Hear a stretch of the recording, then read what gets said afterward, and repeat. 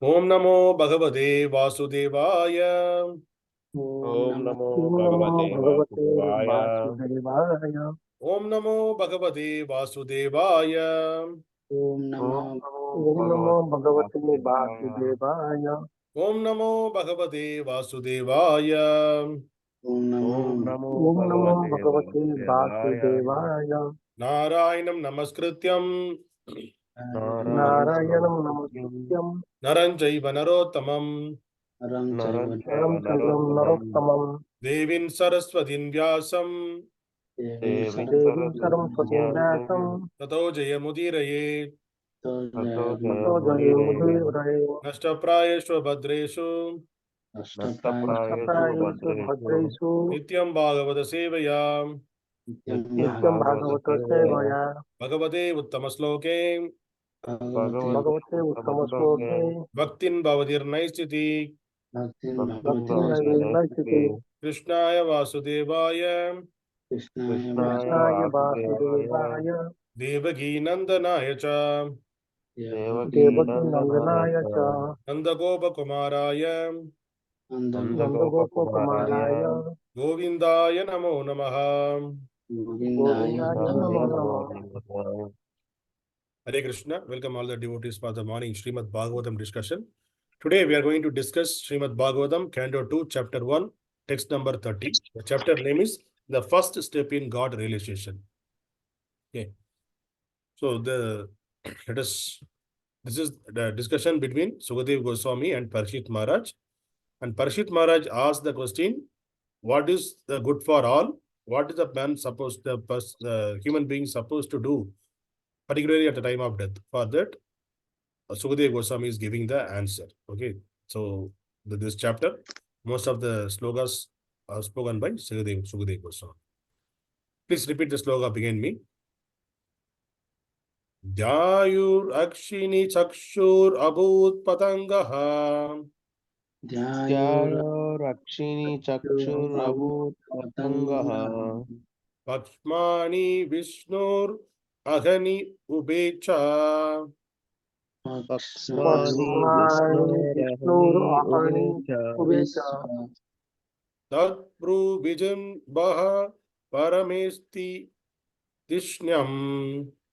tad-bhrū-vijṛmbhaḥ tad-bhrū-vijṛmbhaḥ parameṣṭhi-dhiṣṇyam. parameṣṭhi-dhiṣṇyam. asya tālū rasa jihvā.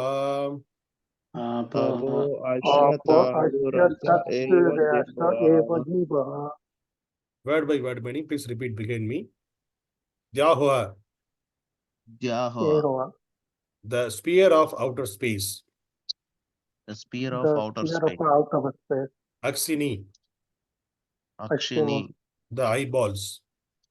the the eyeballs. eyeball. cakṣuḥ, Cakṣuṣah, Cakṣuṣah, of eyes. of eyes, of eyes, senses. senses. senses. abhūt, Abhūt, Abhūt, it so become. it so this became. so become. pataṅgaḥ, Pataṅgaḥ, Pataṅgaḥ, the sun. the the sun. sun. pakṣmāṇi, pakṣmāṇi, Pakṣmāṇi, eyelids. eyelids. eyelids. viṣṇoḥ, viṣṇoḥ, Krishna, of the personality of Godhead, Śrī Viṣṇu. of of the the personality personality of of Godhead, Godhead, Śrī Śrī Viṣṇu. Viṣṇu. ahanī, Ahanī, Ahani, day and night. day and day night. and night. ubhe, Ubhe, both. To be both. both cha, Cha, cha and. and and tak, tat, tat, his. his. bhrū, Bhru, bhru, eyebrows. eyebrows. eyebrows. vijṛmbhaḥ, Vijṛmbhaḥ, Vijṛmbhaḥ, movements. movements. movement.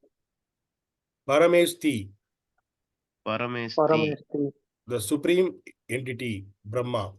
the, the the supreme supreme entity entity, Brahma. Brahmā. dhiṣṇyam, Dhiṣṇyam, Dhiṣṇyam, host. host. host. āpaḥ, Apaḥ, Āpaḥ, Varuṇa, the director of water. Varuṇa, the Varuṇa, director of the water. director of water. asya, Asya, Asya, his, his. tālū, Tālū, tālū, palate, palate. rasaḥ, rasaḥ, juice, Juice. jihvā, Eva, certainly, certainly. jihvā, Jihvā, jihvā, the tongue. the the tongue. tongue. Translation and purport by His Divine Grace Abhay Charnavanda A.C. Bhaktivedanta Swami Srila Prabhupada. Jai Srila Prabhupada. Please repeat beginning with the translation. The sphere of The sphere of The sphere of outer space outer outer space space constitutes his eyepits, constitutes his constitutes its eyepits, eyepits, and the eyeball and the and eyeball the eyeball is the sun is the is sun, the sun, as the power of seeing. as the power and the of power seeing. of seeing. His eyelids His His eyelids eyelids are are are both the day and night, both the day both and the night, day and the night, and in the movements and and in the the movement movement of his eyebrows, of of his his eyebrow, eyebrows, Brahmā Brahmā, and similar supreme personalities and and similar similar supreme personality personalities resides. reside. resides. His palate is the His His palate is palate the is the director of water, director of director water, of water, Varuṇa, Varuṇa. and the juice and the The juice juice or essence of or essence of everything the is essence his of tongue. everything everything is is his tongue. tongue. Purport.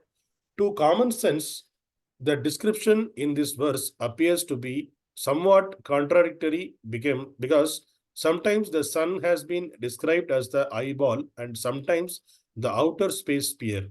But there is no room for common sense in the injections of Shastras.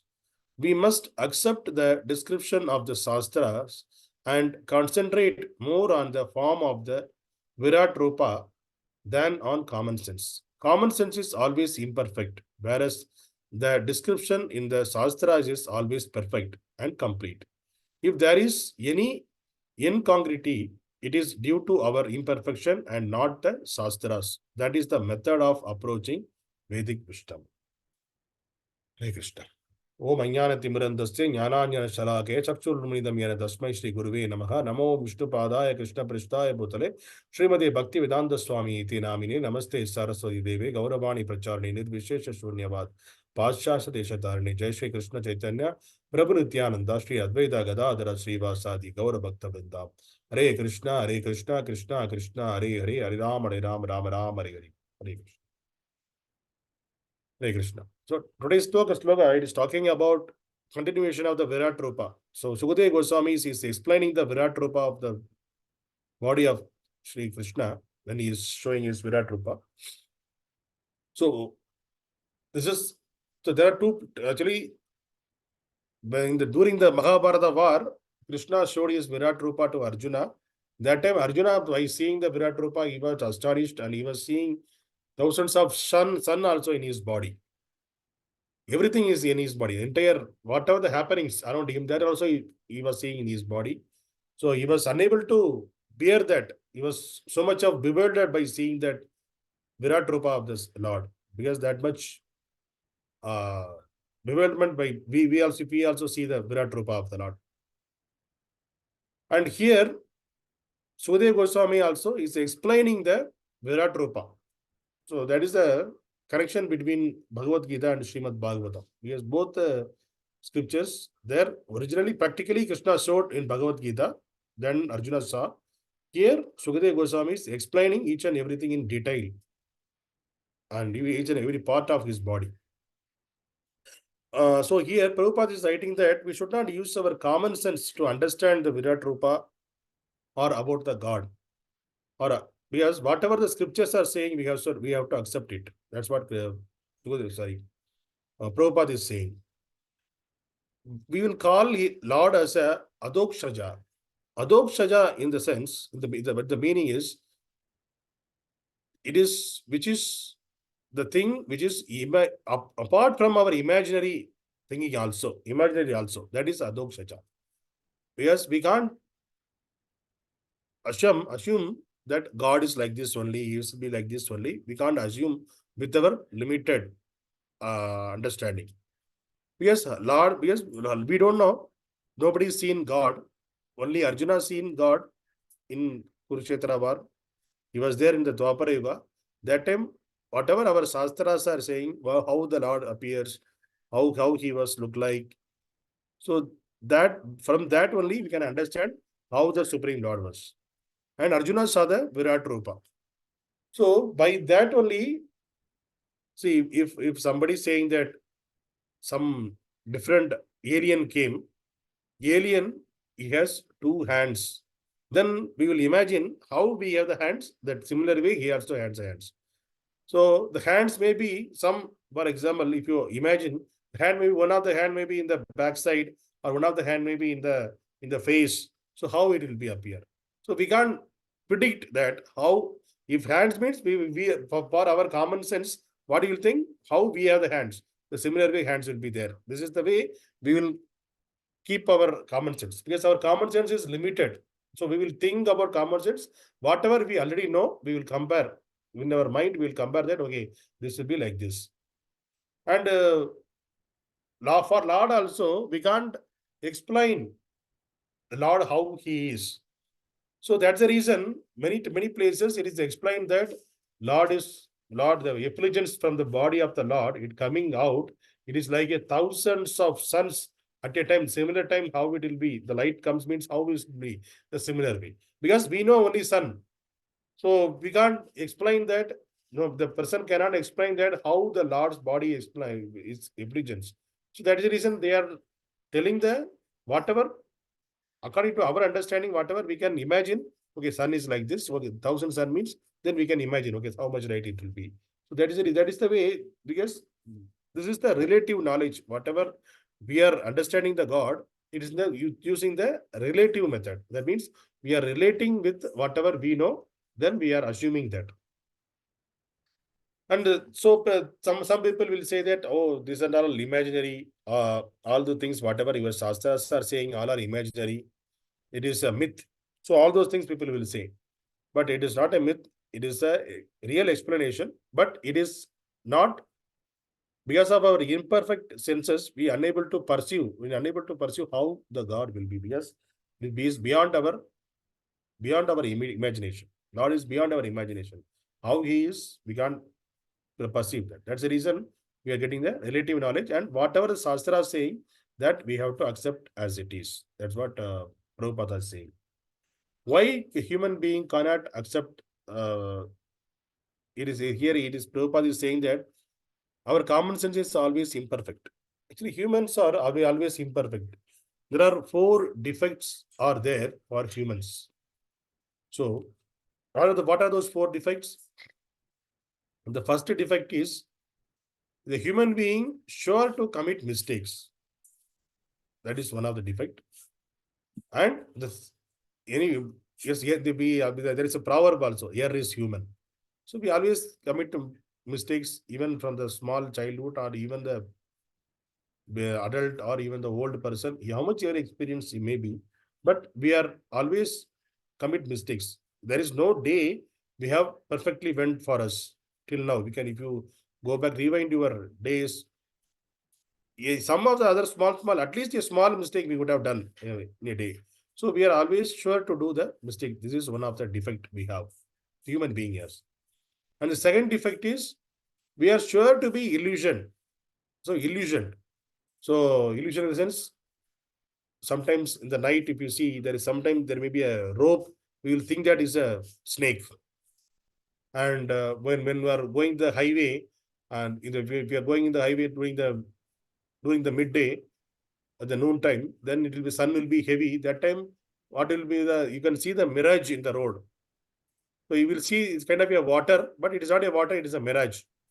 So this is the way our eyes are, we will illusion by seeing that if something is not there, but we will take it as it is a original thing. Like how we are if there is no dim light, if we are seeing a rope, then we will afraid of, okay, there is a snake is there. But actually, there is not a snake, there is a rope. So similarly, we will illusion. So this is also one of the defect we have. And the third defect is the tendency of cheating others. So this is there with us from the childhood onwards, the tendency of cheating others. So childhood children playfully they will hide somewhere and they will ask us to see me where I am. So like that. Can you find me somewhere? That's what we'll play with the people, right? So we'll try to cheat the people, others. So the childhood onwards, we have practiced to cheat the others. This is one of the, even the politicians are cheating us, the business people are cheating us, who are doing the sales and marketing, those people are cheating us. So the cheating propensity is there with the human being always, it will be there. And this is also one of the mistake, one of the defect for the conditioned soul. And the fourth defect is our senses are imperfect. So we can't see beyond such a certain limit. We are seeing that there are so many millions of planets are roaming in the sky, but we are not able to see. Maybe we are seeing some few stars only, but there are millions of stars are there in the sky. But we with the blend eye we couldn't see, and also the size are they are bigger than the Earth. But we are seeing there's a small star. It is like a small dot in the sky. So, and the sun, how we are seeing the sun? The sun is like a small disk, small plate only. But the sun is far, far, far bigger than our Earth. It is said that our Earth is just a spark from the sun. So we can't understand with our senses how we can't perceive that how big it is. We are thinking that sun is a small disk, but it is not a small disk. It is a 400 times bigger than our Earth, at least. So we can't perceive how much big it is. So our senses are imperfect. And our senses, our ears. If somebody speak inside of our house or outside of the house, we can hear. But somebody far, maybe after 1 kilometer, if somebody calls us, we can't hear because our limits, our senses, our ear is limited to certain space, certain distance only we can hear. And our nose, we can also smell. But smell is there, but not, there are also some limited. If suppose some cold or cough happen to us, we can't, even if it is a fragrance, and if it's a fragrance smell from the flowers or something, even though you keep it near to your nose, you can't feel the smell. And if you keep the smell flower far from you, and that smell may not reach you. So that's the reason, because we are the limited. Our senses are very, very limited. So with our senses, we can't perceive the God. So that's the reason since we have these 4 defects, we cannot try to understand the God, how he is. So that's the reason we need to take the shelter of Shastras. How the Shastras are saying about the God, we have to accept as it is. Because Shastras never say anything imperfect. Because Shastras are, it is coming from all the Vedas, it is coming from Lord himself. Whatever is the Lord coming from the Lord, it is complete in itself. So nothing, even a small, not even 1%, also there is a defect in it, because it is coming from the complete person. That's the reason it is complete only. So we don't want to do the research and all. But many people are foolishly, we are trying to research in it, and we are unable to accept that. So sometimes we are saying that one of the pastime of Indra had in his because of his one of the curse, entire body, he got the eyes, 1,000 eyes in his body. So we can't imagine. But then immediately we will think how it will be. We will think that this is the eyes, 1,000 eyes. It will be how it will be the entire body. Eyes will be how we look like. So we can immediately we will imagine Indra will be like a human being like us in his body, in his hands, like entire body, his stomach, eyelids, hands, and face, everywhere eyes. How it will be look like. We will imagine just like that, and we will say that some people will say that who don't have faith on the Shastras, they will say these are all bogus. How come it will be 1,000 eyes for a person? How is it possible? So that means they don't have the faith on the Shastra. So we should, but this is all these past tense, everything told in our Shastra, that means it's something happened, but in front of us, since we are not seeing, we should not give that reason as a reason that I'm not able to see. So it may not be possible. Because our senses are limited. Just we saw our senses are limited, and we also a certain small period we are going to stay in this material world. It is not like our we are going to stay here millions of years, so we can perceive everything.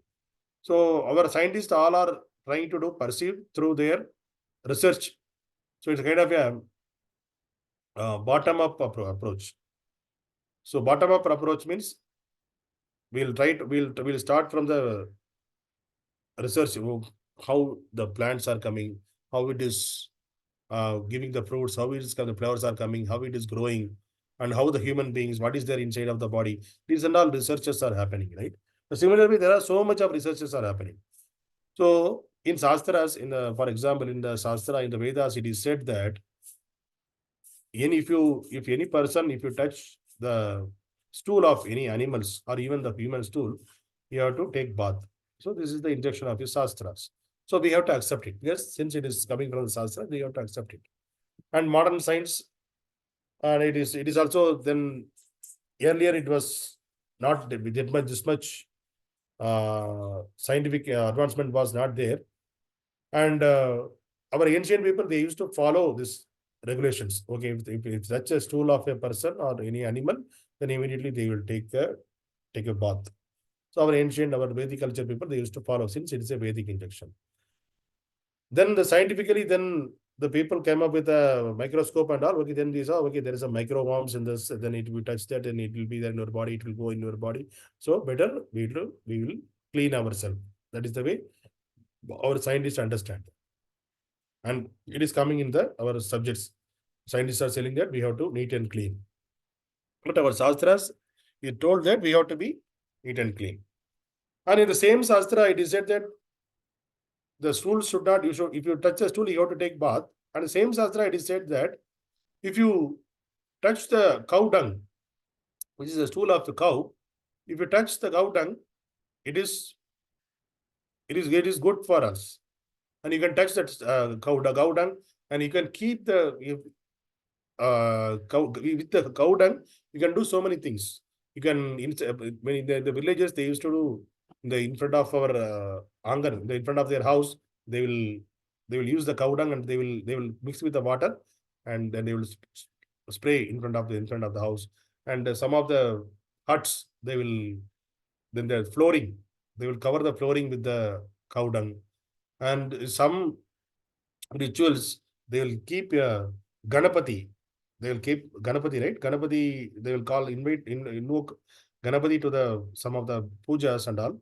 They will keep the Ganapati. How they will make Ganapati? They will come cow dung, they will make Ganapati there and keep it there in the altar where the puja is happening. There we will keep. So the cow, and when the yajna is happening, they can put a cow dung there. And cow dung, there are many uses of cow dung. So that is the reason our Shastras are saying that you can touch the cow dung. There is no problem in that. We can. So that's the reason our Shastras are to inject is, the Shastra injection is to keep the cow dung as a demigod, so that you can worship that.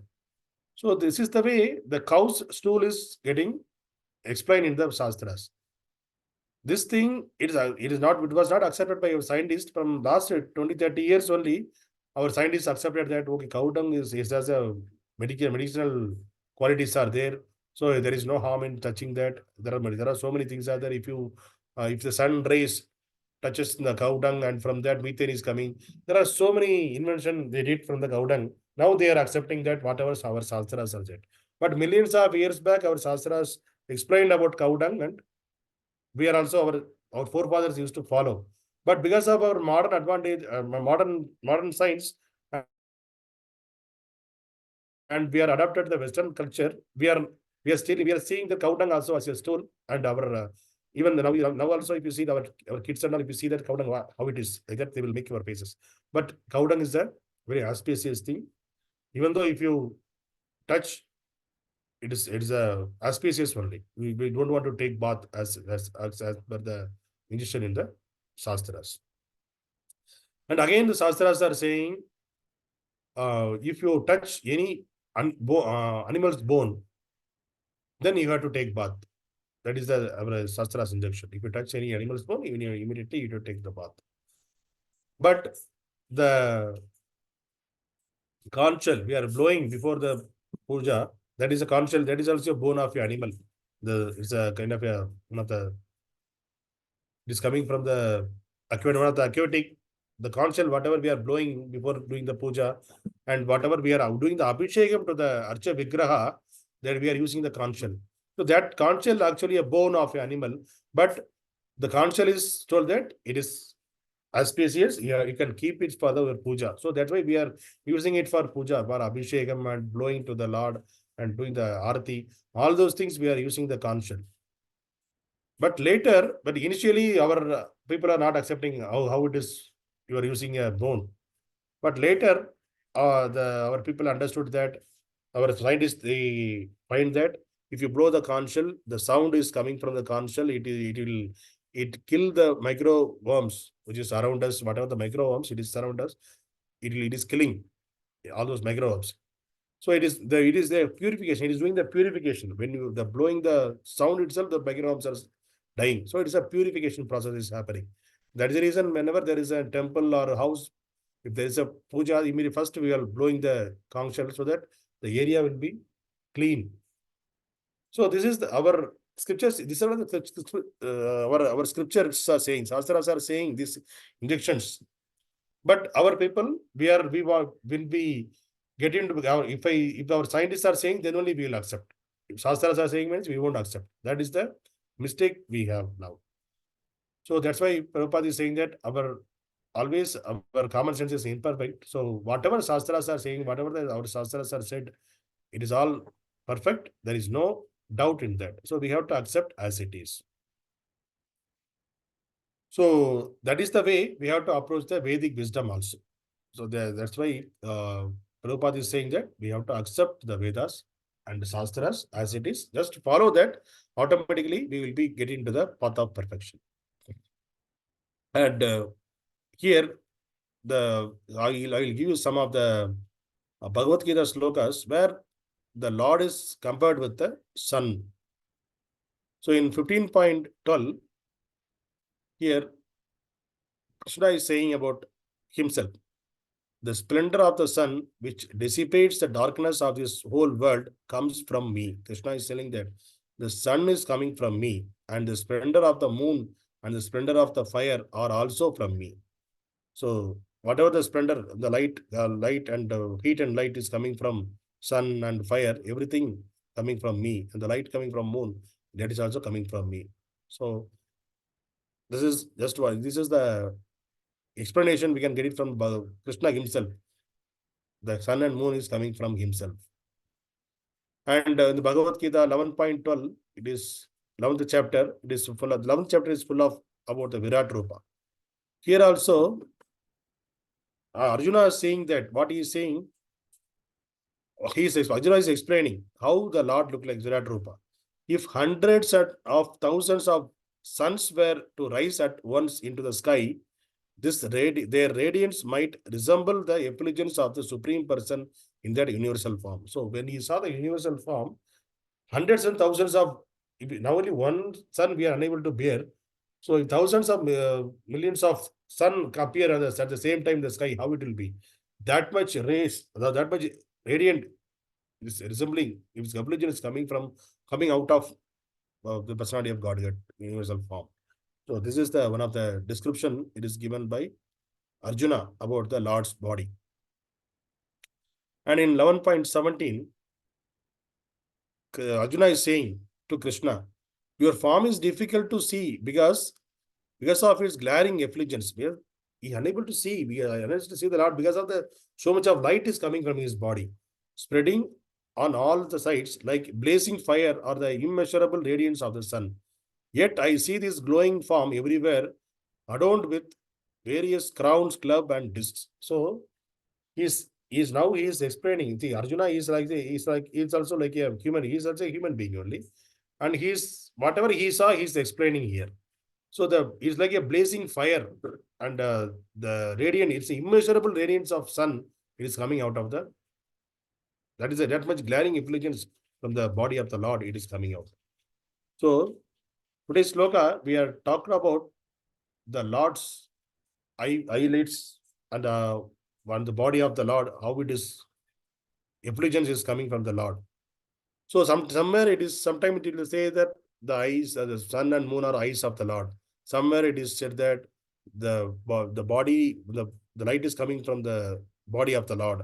So all of the descriptions are correct only, because we can't imagine that how the eyes become a body.